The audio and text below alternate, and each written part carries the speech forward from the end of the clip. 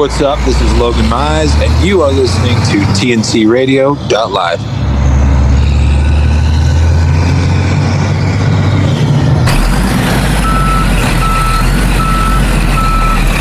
You're listening to TNC Radio.live. Remember to tune into the Truckers Network radio show with Shelley Johnson, weekdays at 3 p.m. Central, 4 p.m. Eastern.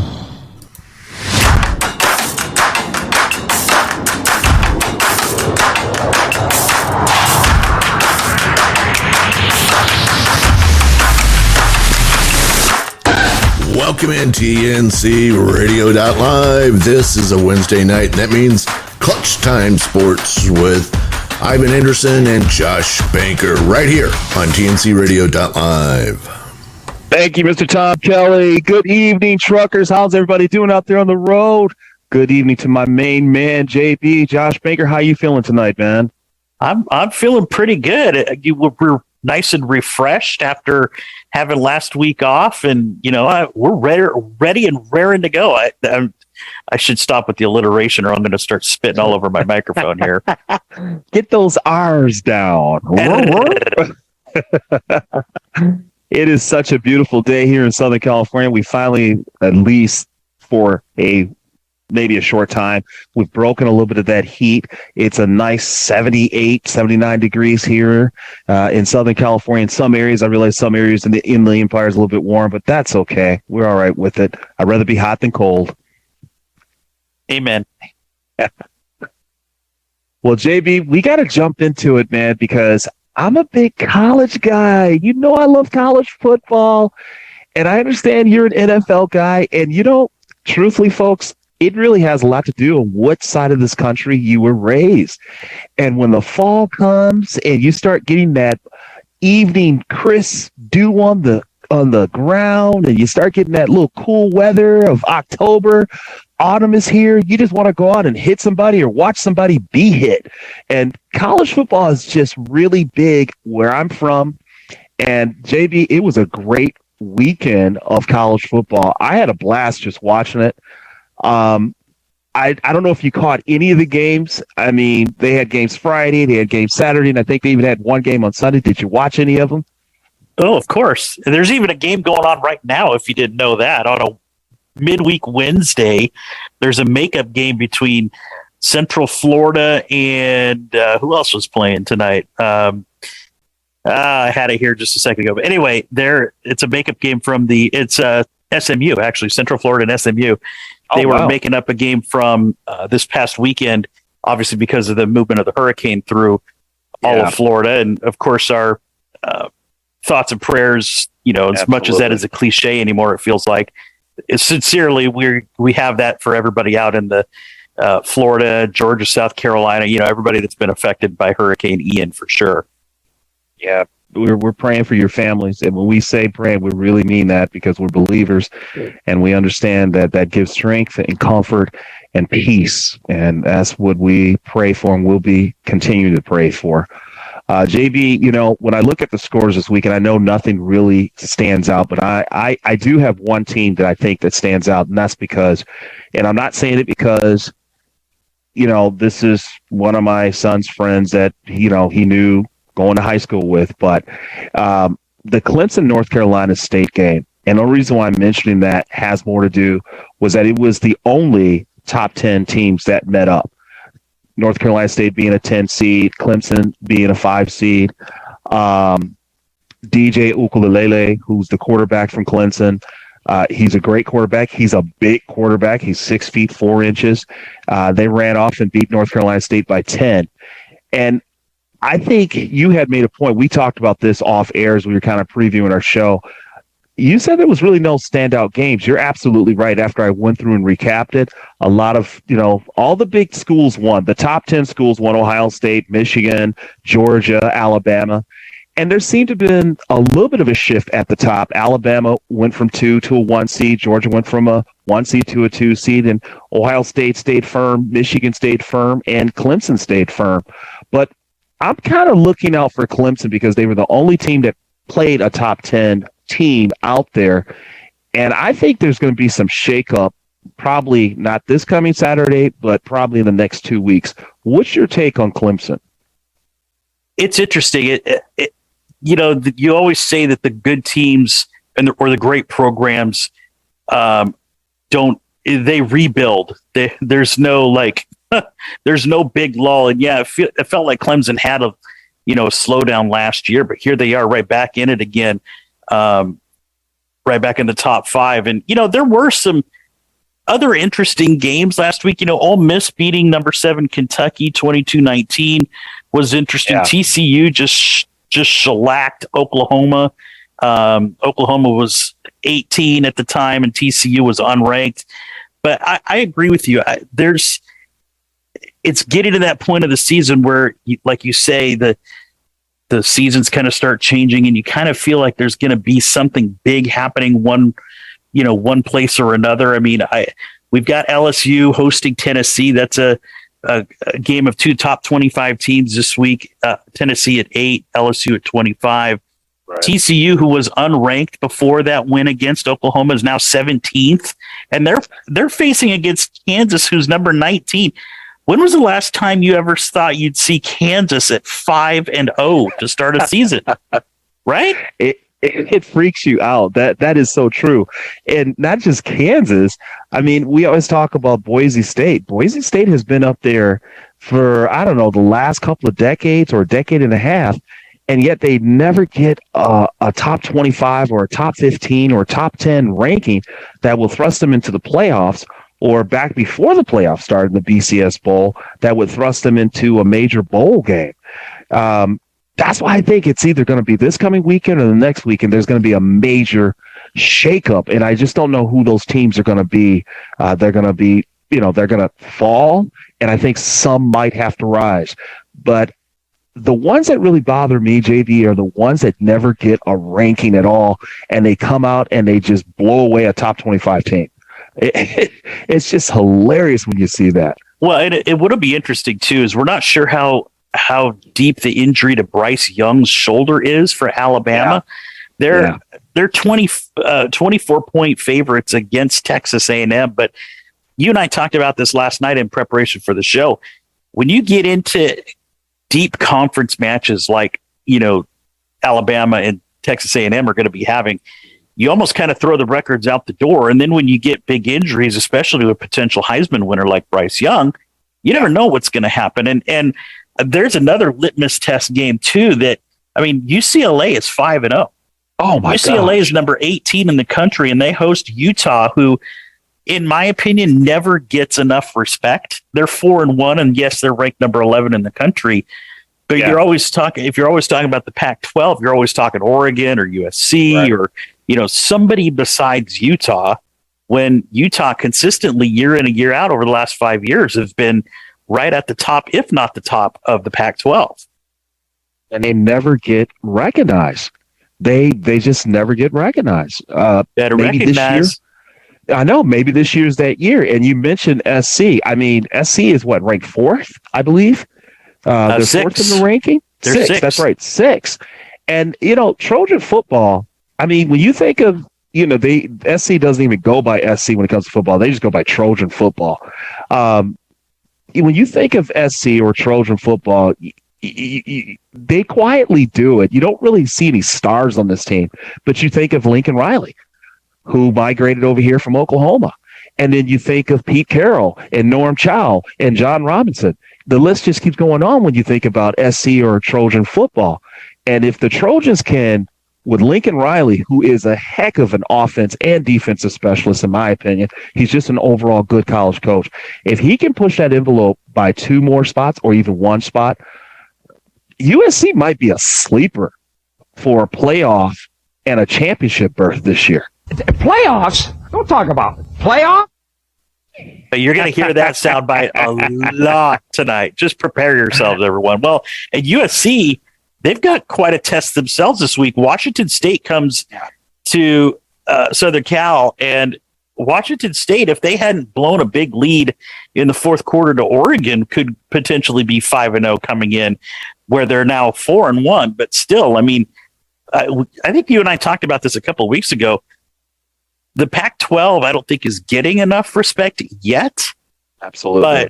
But with Washington State, when they went out and beat Wisconsin, Washington, UW beat Michigan State in Washington a few weeks back.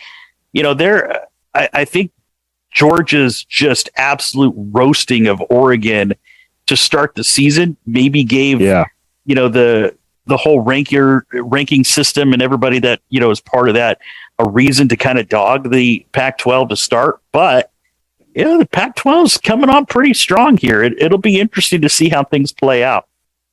Well, it's going to be really interesting, and I got to mention this before we hit the break.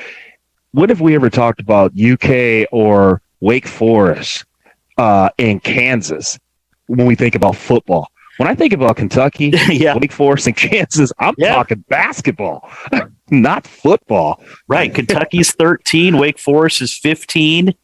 Even Ole Miss is 9 now. I mean, you're not seeing. I mean, obviously, you're seeing the traditional Michigans and Ohio States and Georgias and all that. But Cincinnati's back in the top 25 again. TCU is 17, as we mentioned. Kansas is 19. It's kind of nice seeing some fresh faces in there. Well, let's see what happens when we start pushing for playoffs. All right, we're going to take a break, but we're going to be back with you in the second half. You listen to Clutch Time Sports on TNCRadio.live. I'm Shelley Johnson with Kathy Tuccaro. You can hear us Tuesdays on TNCRadio.live at 8 p.m. Eastern on Women Road Warriors. And don't miss Steve Summers' Overnight Drive right here on TNCRadio.live. Weeknights, midnight to 5 a.m. Eastern. Brought to you by Hot Shot Secret. The best GPS for truck drivers. Although there's several GPS apps, it's better for truck drivers to rely on a system that's specifically geared toward their type of work. Smartphone apps lack the ability to show truckers the roads that are inaccessible to trucks. Buying the right GPS for trucking can be tricky and overwhelming. To save you from tons of research and reading reviews, the Truckers Network has listed the best GPS devices for truck drivers in 2020. Check out their website. Here's a brief list. Garmin Dezel 580 LMTS. The Garmin Dezel 580 LMTS is an easy-to-use GPS with hands-free Bluetooth and built-in Wi-Fi. It features customized truck routing for the size and weight of your truck. It also provides helpful predictive route warnings for dangerous curves, steep grades, bridge heights, weight limits, and more. You can find nearby hotels, restaurants, and parking with their easy brake planning. This GPS is truly made for the long haul. Other features include customized truck routing, built-in directory of truck and trailer services, easy brake planning, and service history log. The TomTom Trucker 620. The TomTom Trucker 620 is a 6-inch GPS navigation device that allows you to get the most out of your driving time. The TomTom Trucker 620 can connect by Wi-Fi, and that lets you update without a computer. It makes calling and messaging easier by providing hands-free calling and smartphone services. It also provides free real-time traffic updates and truck maps throughout North America. Other features include battery lifetime up to an hour. It reads messages out loud from a smartphone. It's compatible with Siri and Google Now. It has customized truck routing. The Garmin Drive Smart 61 LMTS. This Garmin device makes trucking much easier. The Navigator features a collection of smart features, in addition to easy-to-follow instructions and helpful driver alerts. It also provides hands-free calling, live traffic information, and built-in Wi-Fi. With this GPS device, all you have to do is look up and drive. Other features include voice-activated navigation, Bluetooth calling, select live parking, and a rechargeable lithium-ion battery that lasts up to an hour.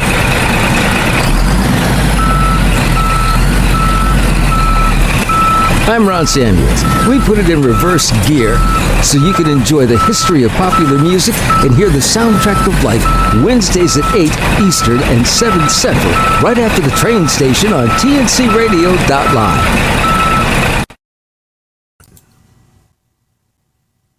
The story. I wonder, football fans, would you remember the 1967 NFL championship game? I'll bet you will when I recall with you that it was December 31, 67. It was 13 below.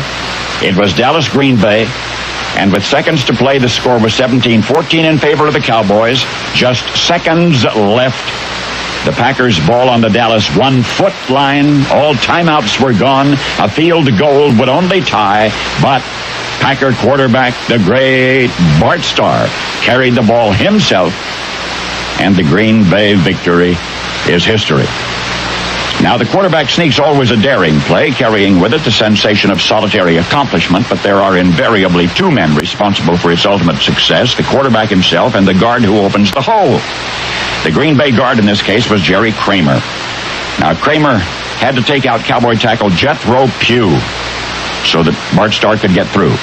If Jerry Kramer had been hurt on the play, it would have surprised nobody. But Kramer was not hurt. He was not even shaken because he was on a nice, safe pro football field. I'll explain that in a minute. Jerry Kramer, the Green Bay guard, had moved from Texas in 1967, had tangled with the biggest and the meanest of them all, but few to compare to Pugh, Jethro Pugh, the Cowboy tackle, now his primary antagonist in this 1967 championship game. In Kramer's Green Bay diary, he describes the events leading up to what was perhaps the Packers' most famous confrontation, and certainly Kramer's moment of glory. Now, all the while Jerry Kramer is relating these events, he's remembering this one Cowboy defensive end, hulking Jethro Pugh, and what he liked to do when he could get to you, on the line. But for all of the bluster and the tough talk, Kramer survived the day without a scratch because, as I say, he was on a football field. And, as I say, I'll explain that in a few seconds. 1 minute, 30 seconds to play. Green Bay finds the Dallas 30, then the 11. 16 seconds left. After a thrilling 68-yard drive, the Green Bay Packers find themselves in possession of the ball on the Dallas 1 foot line. You know the rest. For one last time, Kramer slammed into Pugh hard enough so that Starr could carry the ball, and the quarterback sneak won it all for Green Bay. Now we're back to the winning locker room. The eager reporters ask a now famous Kramer what it feels like to be charged by Big Jethro Pugh. Well, Kramer would say he is tough, but the whole truth didn't come out that day. That Jerry Kramer's battle scars were all self-inflicted. I mean it. For all of the blood and guts about the hazards of professional football, Jerry Kramer, long before that game began, was a walking disaster area. An accident looking for a place to happen. And again, and again, and again. Once he hit himself in the face with the blade of an axe and removed part of his chin. Another time he backed into a lathe, which removed part of his posterior. He'd knocked over a shotgun, which put 2 rounds of buckshot in his side. He'd stepped on a wooden plank, which sent 4 5-inch splinters into his groin. All of this before he ever set foot on a professional football field. So as I say, football was easy. Football was comparatively easy. Had Jerry Kramer earlier in his career gone to work in a factory instead, he might have killed himself by now. And now you know the rest of the story.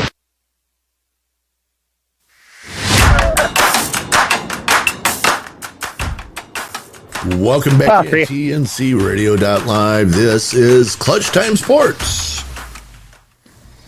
Tom, I'm killing you on the intro. I'm sorry, man. That was so funny. The guy's killing himself before. Football's a very violent game, JB, and the guy's already got a head start.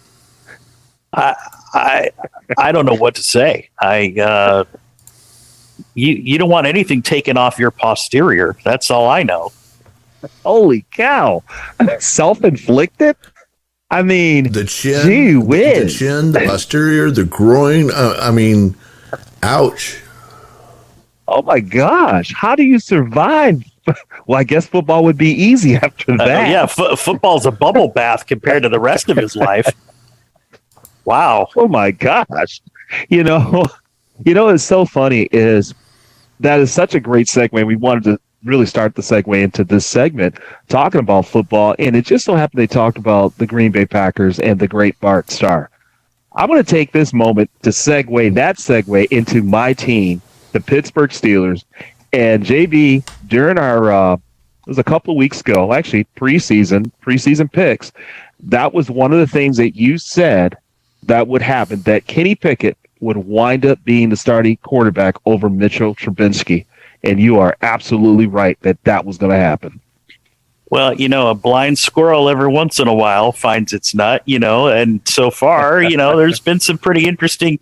Yeah, the problem I think that happens with change is that,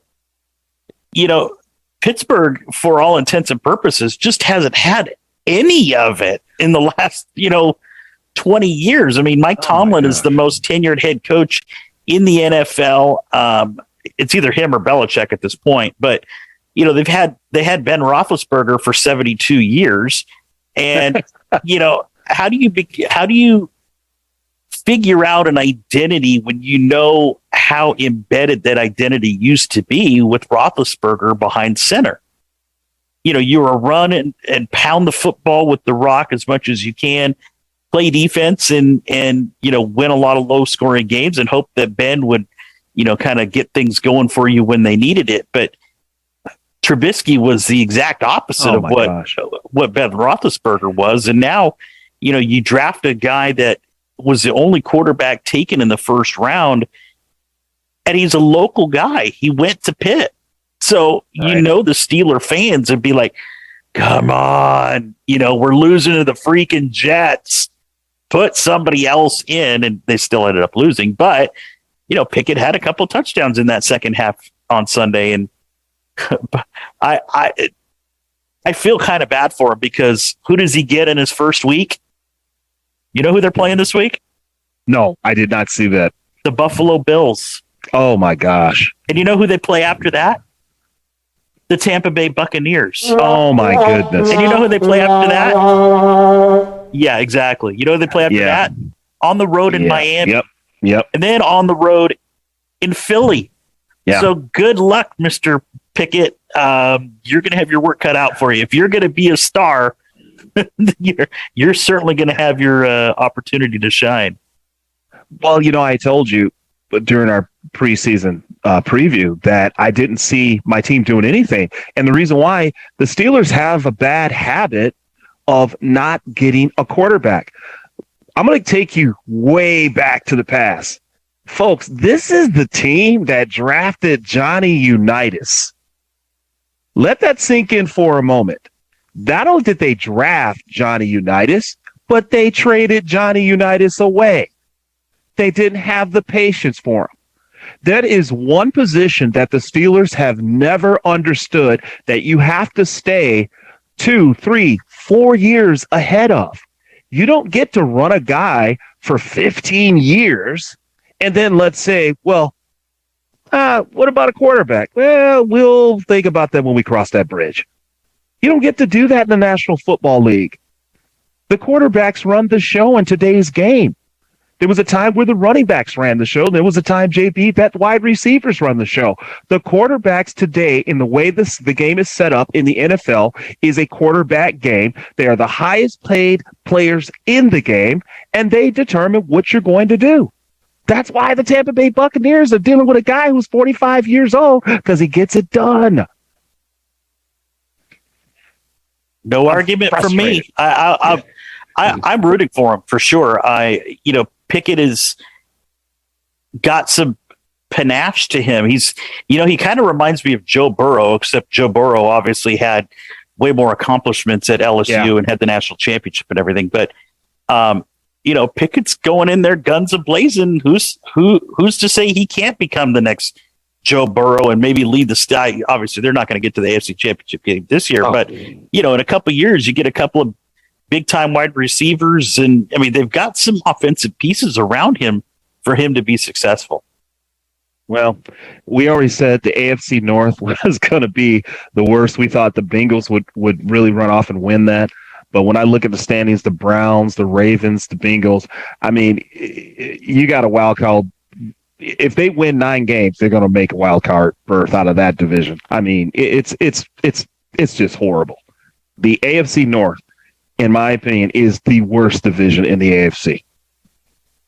Yeah, it's interesting. The AFC South's not that interesting either at this point because you got Jacksonville and Tennessee tied at 2-2, just like the teams are in the North that are tied for first. There are 3 of them, but Indianapolis is going to have no Jonathan Taylor tomorrow in their game against Denver on the road. That's going to be really tough. Jackson, what's really interesting, Ivan, is that there are rumblings of teams that we just haven't heard from in a while, that even though the records are 500 or maybe a game below 500 or 2 games below 500, that are making things interesting again, like Jacksonville. They're 2-2. They've played 3 of their 4 games so far on the road. Right. Trevor Lawrence in his second year is actually kind of picking things back up. And then the Detroit Lions, who I know, but I picked them to be 8-9 and finish, or 9-8, be just above 500. They're 1-3, but they're the highest scoring team in the league, if not, one of the top 3.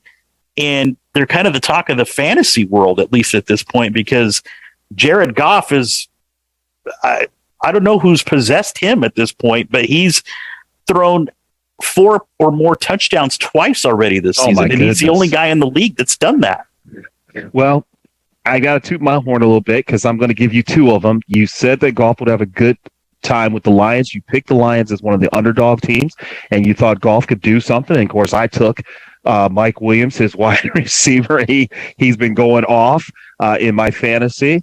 And Jalen Hurts. Did I not tell you Jalen Hurts was going to have a coming out party this year? Well, they're still the only team left that's unblemished. They're 4-0, and it's interesting. Their division is actually, I think, a bit better than people expected. Dallas, despite having lost Dak Prescott, is still 3-1, and the Giants are 3-1. Can you believe that? Say that again, JB. I can't. Say that again. Yeah, I know. Where's Stephen A. when you Giants? It, right? Yeah, for sure. I mean, and lest we forget the bloodbaths that we expected in the AFC West and the NFC West have become exactly that. I wish my 49ers could play the Rams in every regular season game from here on out, because for whatever reason, they are 7-0 in the last 7 against LA in the regular season. Their only loss in the last 8 was the NFC Championship game last year. For whatever reason, they just know how to defend those Rams. And those Rams are looking actually pretty vulnerable, because if they don't start throwing to somebody besides Cooper Kupp, come on. Thank you.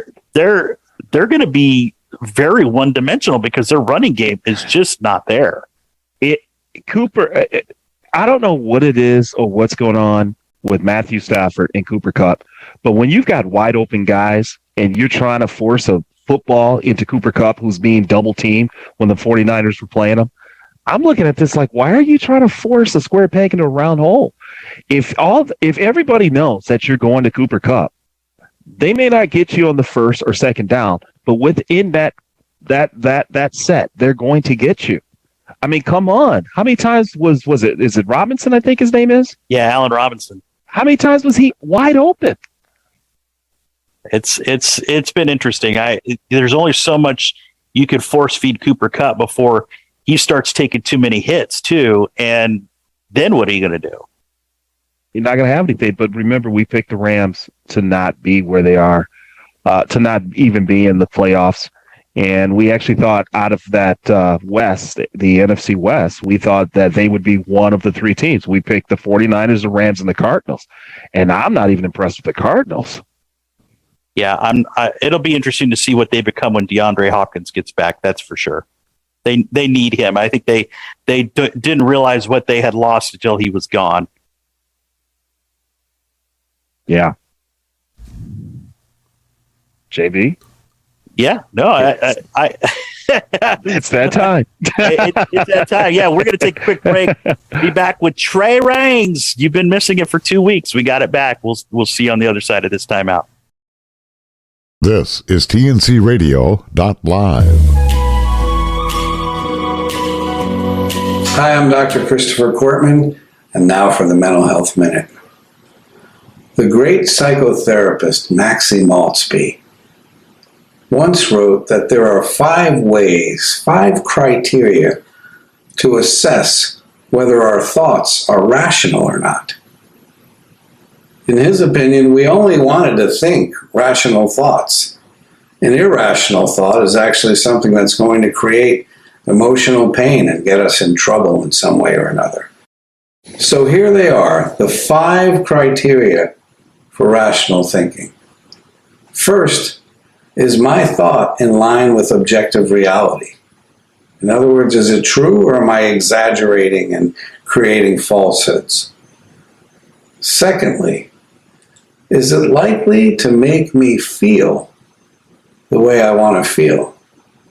Again, is this a thought that promotes my mental health, or is it something that makes me feel frightened or anxious or resentful? Thirdly, is it problem solving? Rational thinking should solve problems, not create bigger ones. Number 4, is it in line with my long-term best interest? Rational thoughts are not only good for me in the here and now, but they help me in the long term. And again, gratitude, optimism, forgiveness, that promotes my long-term best interest. And finally, and this one doesn't always apply, but is this thought likely to get me in conflict with other people? If the answer to that one is yes, then it's usually not a rational thought. Try to get 5 out of 5 when you assess your thinking. And if you don't, change your thinking.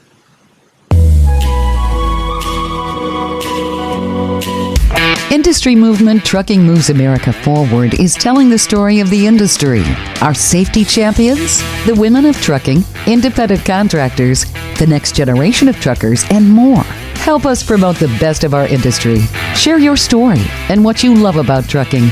Share images of a moment you're proud of. And join us on social media. Learn more at truckingmovesamerica.com. 3:30.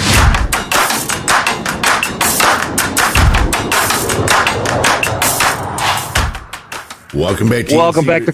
Go ahead. Sorry, man. I think I just rolled right into it. Welcome back to Lunchtime Sports. I'm your co-host, Ivan Anderson, along with Josh Banker. You know, it's that third segment, that third time of the hour here. And that's because in the last 4 years, we done won Trey Reigns.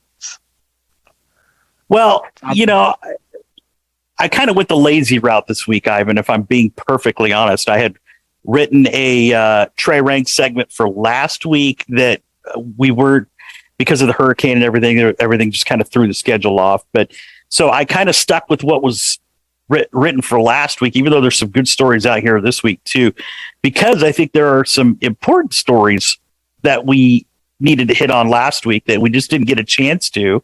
So here we go with Rang number 1.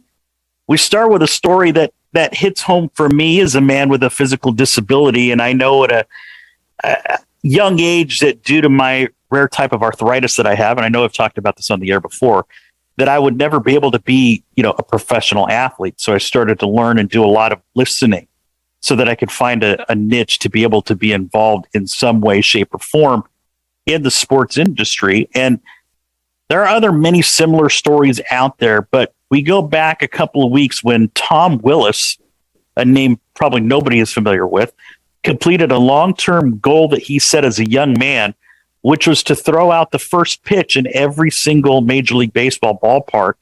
And in Denver, Colorado, he completed his goal that started in San Diego way back in 2008. Okay, that's kind of a cool story in and of itself. But the thing about Willis and throwing out first pitches, he was born without arms. And right. As anyone with a disability knows, we kind of make do with what we have and just find a way. So Willis took off his shoe, gripped the ball with his toes and the bottom of his foot, and fired a strike. Willis became a motivational speaker for people with disabilities in 2002, using these first pitches to help bring awareness to those with disabilities. It just goes to show you that nothing can keep you from your dreams, Ivan. How cool of a story is that? I mean, we see all these rare athletic feats all over the place, but it's cool to see a guy that has got a story like this that somebody like me with a disability is like, you know what? If that guy can go and throw a Major League Baseball first pitch out there in every ballpark, who knows what he is inspiring with that? I agree, my man. And, to add a little bit, I have a godson who's on the spectrum. And, there's no such thing as a wasted life or an unnecessary life. And, I just believe that everybody's born here in their time for a purpose. And that was cool. I saw that, JB, and I almost cried. It was that cool. And when I first saw the video of it, I thought, like, okay, how is he going to do this? I'm like, oh, that's pretty darn cool. So that was Rang number 1. Rang number 2, we've kind of done this all summer and starting the fall here, Ivan, but let's give another quick shout out to the GOATs. So Albert Pujols, as most of you already know, unless you've been under a rock, has now passed 700 home runs in his career. And now that the regular season has ended as of this afternoon, he's at 703, becoming only the 4th major leaguer to do that in their career. Dodgers fans only hope that those are the last ones he hits in that stadium, because he hit 2 on that Friday night, which he got 700. He hit 699 and 700 in Dodger Stadium. And then, in a world that I know you're more familiar with, Ivan, because your daughter plays tennis, did you see Roger Federer play in his last match with Rafael Nadal in a doubles tournament as part of the Laver Cup? They fell in doubles action in that last match before retiring. And you want a quick fun stat about Roger Federer? So he beat Pete Sampras's record of 13 Grand Slams all the way back in 2009. 2009, he got that record. He still played 13 more years and became the oldest number 1 ranked player at age 36. And in that time since then, Rafael Nadal and Novak Djokovic have passed him in Grand Slam victories. So, you and I have had this conversation several times about how within our lifetime we have been able to see absolute greatness in just about every sport. Well, the sport that we probably don't give enough credit to is men's tennis, and the greatness of Nadal, Djokovic, and and Roger Federer. You hit it. Tennis is a great sport, and any professional sport, you're trying to have longevity. And Federer, I mean, he was trying not to cry when he gave his last speech at that doubles tournament. And there's always a changing of a guard. Between every generation, there's a gap, and so you're wondering who's going to be that next guy, because Nadal and Djokovic are pretty much starting to climb there as well. So who's the young guys that are taking over is what I'm going to be looking for. But I loved him as a pro. He was a gentleman, and he was just great. Oh, for sure. And one of the things I think that doesn't get talked about enough, especially when it comes to tennis, unlike baseball, football, even golf for that matter, and hockey, tennis, you're playing on completely different style of surfaces all season, whether it's grass, clay, hard court. You don't see baseball players playing on clay. You don't see football players playing on hard courts. You don't see basketball players playing on anything but wood courts, or hockey players playing on anything but ice. So to have the longevity that all of these guys have had and the number of wins that they've had, considering all that they're doing on an individual sport like that, I think is very underrated. I would completely agree. And I'd like the way you talked about the surfaces. Watching my daughter play, there is a difference when you play on hard surface and grass. That ball slows down a little bit on grass. For sure. Speeds up on hard surface. So you have to adjust yourself. Someone who serves, let's just use a round number, 70 miles per hour on grass is serving 90 miles per hour on hard surface. Right. The ball just travels faster.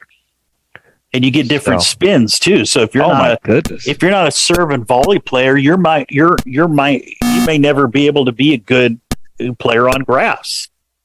Exactly. And if you don't have quick feet, you may never be able to be a good player on clay courts either. I mean, there's just so many different things that are happening with that. And I think, isn't it Nadal that has never won the French Open? No, he's dominated the French Open. No, who is it? There's someone that just, I forgive me, everyone. I didn't do my homework, didn't know what the trade rings were, because JB never tells me. But there is a player that has never, he's a great player, but he has never won on any of I don't know why Tom is playing Pong, but he's playing Pong. That's not a relatable tennis sport right there. Good try. Okay, all right. Yeah, and we don't need the double sticks for hockey. Yeah, exactly. All right, well, we're running out of time here, but let's get to ring number 3 because we're going to the ring, brother. Now, I know Ivan's laughing because I make no apologies for being a full-fledged wrestling fanatic. But stories like this make me believe that while we all know that the outcomes may be predetermined, the impact of those performers and athletes are just as striking as any out there. So yes, when it happens outside of the arena too, you can be sure that we're going to highlight it. So everybody know who John Cena is. If you don't, I look him up. It won't be hard to find.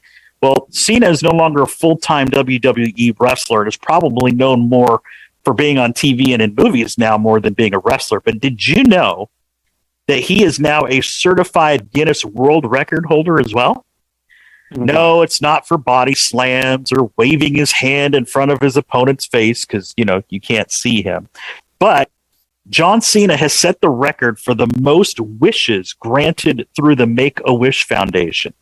Cena is now responsible for granting, get this, 650 wishes for the nonprofit, which helps fulfill the wishes of sick or dying kids that are ages 2 to 18. So Guinness has stated that no one else has actually done more than 200 wishes and Cena has been the most requested celebrity since Make-A-Wish was actually started in 1999. So shout out Mr. John Cena. This has kind of been a Trey Rings full of inspirational stories and talking about disabilities and stuff like that. But when you see guys that are giving back like John Cena does, you have to give him props for that. Yeah, definitely no sad trombones for John Cena, that's for sure. And real quick, JB, I will say this. It may be staged and fake, but those are real athletes with real athletic bodies, and they put themselves through some crazy stuff. Dwayne The Rock Johnson has a show on Vice called The Dark Side of the Ring, and he talks about really a lot of things that these guys go through as far as physical, and sometimes you don't know it, but those guys are getting injured in the ring, but they're so good that you don't see that they walk off and they're going to the hospital because they came down wrong or they landed wrong or what have you. I rolled my ankle just walking down the stairs. So, just imagine flying off a top rope and you're 300 pounds landing onto another guy that's, just laying there on the mat. There's a lot of things that can go wrong. It's for sure. Crazy. It's crazy. Hey, Ivan, we haven't even talked about this yet, but we're going to start talking about the Major League Baseball playoffs. Yes. When we come back right after this short timeout. Did you say playoffs? Playoffs? Don't talk about it. Playoffs? You kidding me? Playoffs? You're listening to Clutch Time Sports right here on TNCRadio.live. Hot Shots Secret presents Steve Summers' Overnight Drive nightly at midnight Eastern, 11 Central on TNCRadio.live or download the app .tncradio.live. This info blog on TNCRadio.live is brought to you by the Truckers Network at app.thetruckersnetwork.net. 3 simple tips to improve your CSA score. There are millions of drivers on the road every day. That's why trucking companies must stay compliant with federal safety regulations. Staying compliant with federal safety regulations not only helps keep yourself and others on the road safe, but also helps improve your safety scores. A good CSA score is extremely important to the success of a trucking company. Drivers that have a good score have access to preferred loads and reduced insurance rates. Here's some tips on how to improve your CSA score. What is the CSA program? CSA, Compliance, Safety, Accountability, is a program of the FMCSA that holds truck drivers accountable for their role in safety.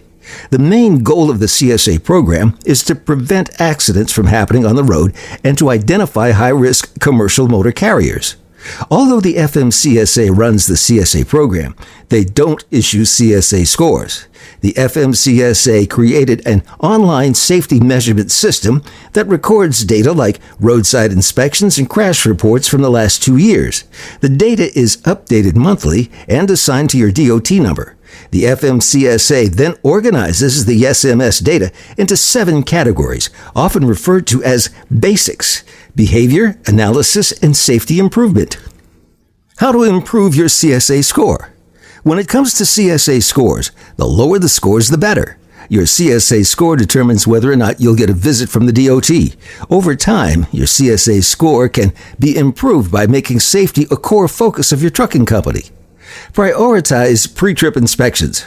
A large percentage of CSA violations are truck-related. This could all be prevented with a pre-trip inspection. Pre-trip inspections are one of the most important things you need to do before any trip.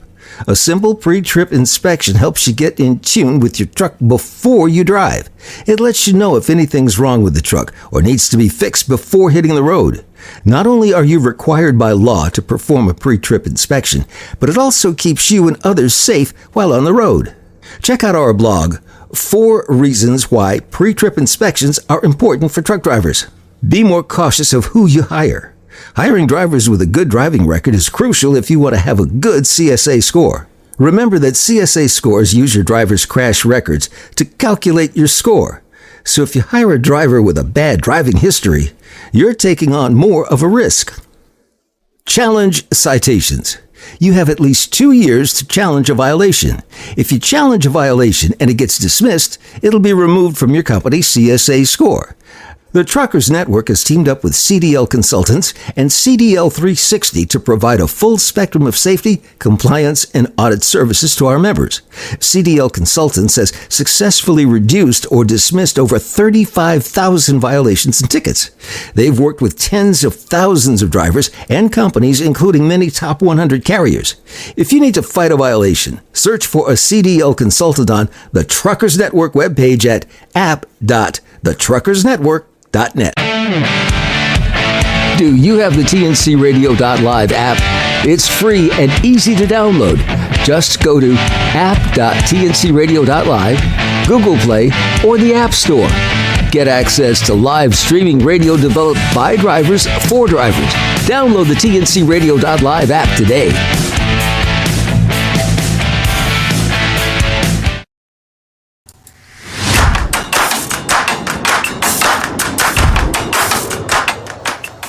Welcome back, everybody. Clutch Time Sports. Josh Banker alongside Ivan Anderson and Tom Kelly. Don't forget, check us out on Instagram and Twitter at Clutch Time TNC. When we last left you, we're going to start talking about baseball playoffs. But before we do that, let's give our respects to the Judge.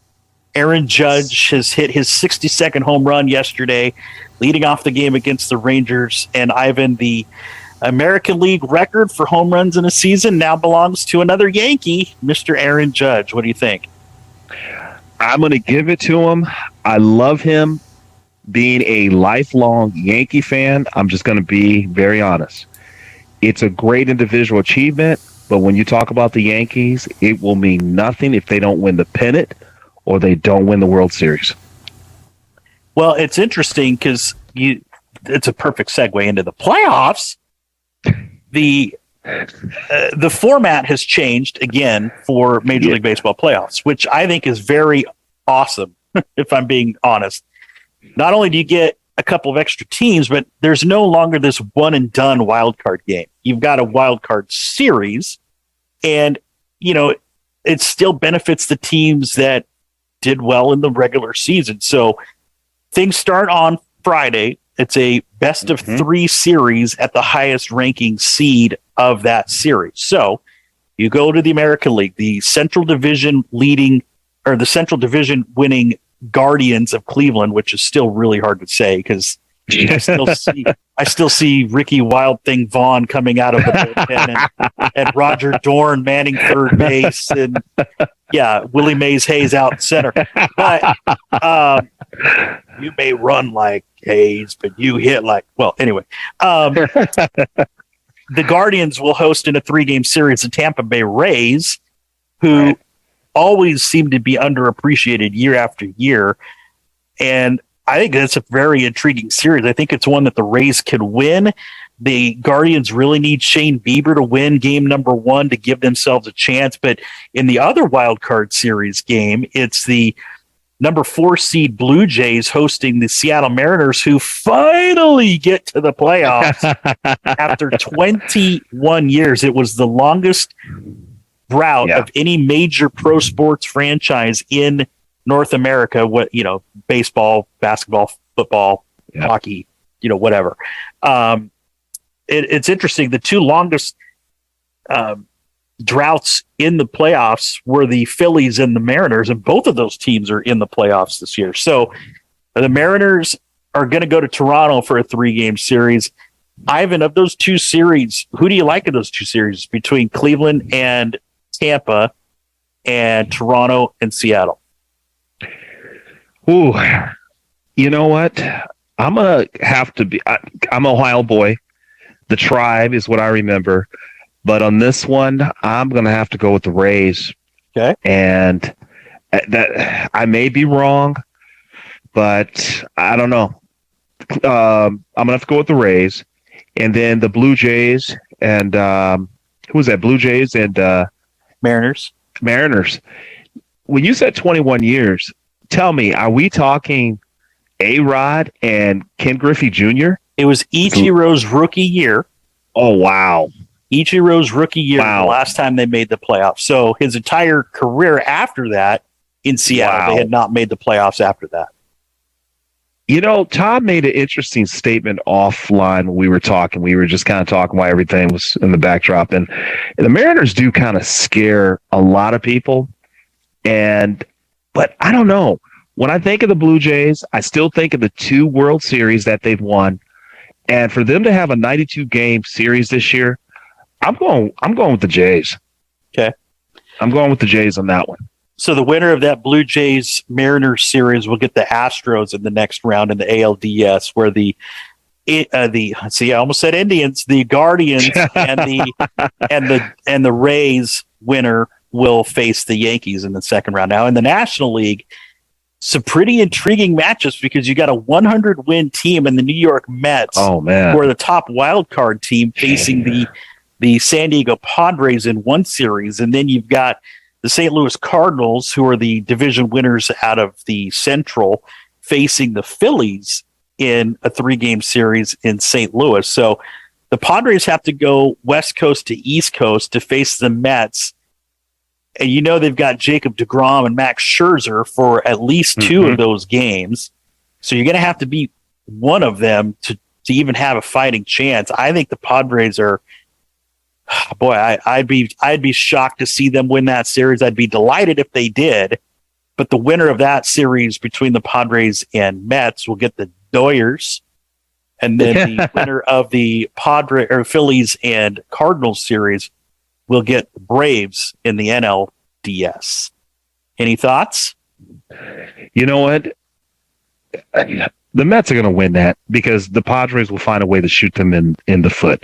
I mean, they lost their best player to something very stupid. He's very immature.